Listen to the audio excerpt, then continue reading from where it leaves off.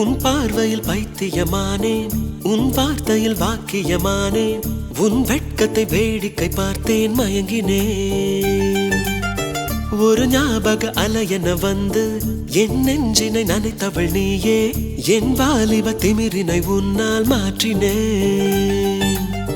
பெண்ணாக இருந்தவள் உன்னை நான் இன்று காதலி செய்தேன், உன்னோட அறிமுகத்தாலே